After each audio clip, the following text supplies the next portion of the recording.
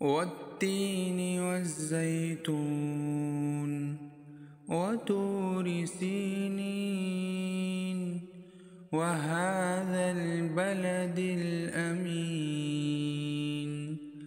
لقد خلقنا الإنسان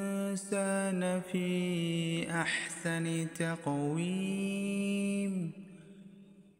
ثم رددناه أسفل سافلين إلا الذين